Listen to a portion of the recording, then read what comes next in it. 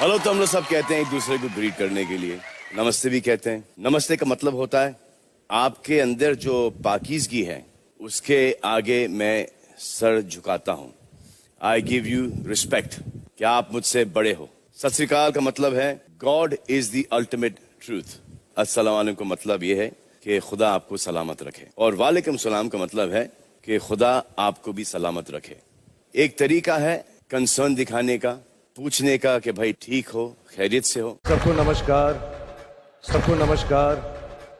जब एक हिंदू किसी को नमस्ते करता है तो वो इंसान को नहीं कर रहा, वो उसके अंदर बैठे हुए परमात्मा को देख के कहता है कि नमस्ते, मैं तुम्हारे आगे झुकता हूँ। कि हिंदू लोग कहते हैं नमस्ते। नमस्ते का लफ्ज किधर से आता है आपको शायद पता होगा। नमस्ते आता है इदम नममे से।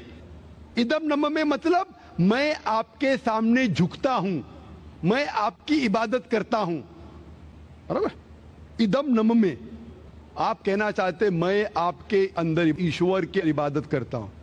मिसाल के तौर पे वो आदमी चोर है, वो गलत काम कर रहा है, बलात्कार कर रहा है, आप उसको ईश्वर बोलेंगे?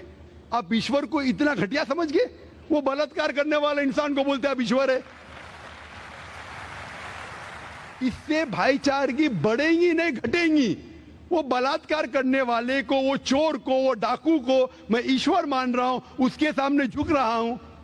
अल्लाह को क्यों गाली दे रहे, ईश्वर को क्यों गाली दे रहे, खुदा को क्यों गाली दे रहे? इस्लाम में, इस्लाम की भी आपने मिसाल दी, इस्लाम में हम कहते अस्सलामु अलैकुम। अल्लाह ताला से फरमाते इस इंसान पे सलामती दे। चाहे वो अच्छा इंसान है तो भी सलामती देने की बात अच्छी है, चाहे वो चोर या डाकू हो। मैं बोलूंगा अस्सलामु अलैकुम, मैं कह रहा हूं या अल्लाह, या रब, या खुदा, या ईश्वर, या भगवान, इस डाकू पे रहमत फरमा।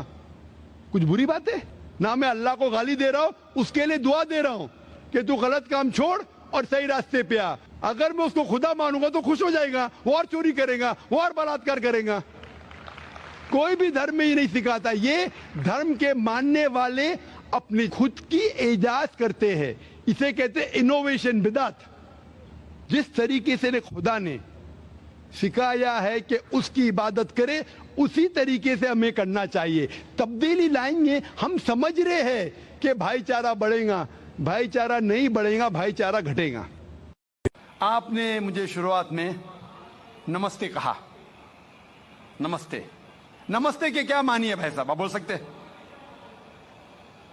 नहीं पता क्या मानिए? माइक्रोफोन ऑन कीजिए जरा भाई साहब का।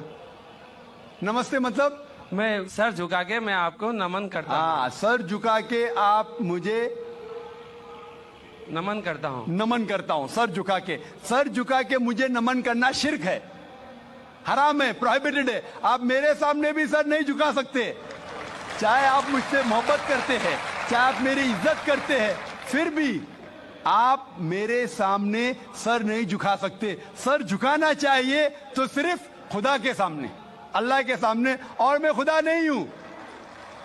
आप जानते हैं, आप मेरी इज्जत कर सकते हैं, मेरी बात जो मैं कहता हूं उसके ऊपर अमल कर सकते हैं, लेकिन आप मेरे सामने सर नहीं झुका सकते। इसीलिए मैं जवाब में आपको कहूंगा अस्सलामु अलैकुम, आप पे सलामती हो, आप पे सलामती हो।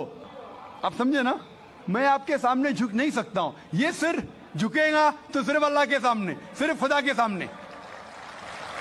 तो आपने बड़प्पन में मुझे कहा, लेकिन अगर गलत चीज कहा तो मैं वापस से जवाब नहीं दे सकता हूं, क्योंकि मैं जानता हूं जो लोग नहीं जानते वो ऐसे हरकत कर सकते हैं। मिसाल के तौर पे, 1 महीना पहले मैं जब बॉम्बे एयरपोर्ट पे था तो एक औरत, हिंदू खातून, मुझे पूछी कि आप डॉक्टर जाकिर नाइक है?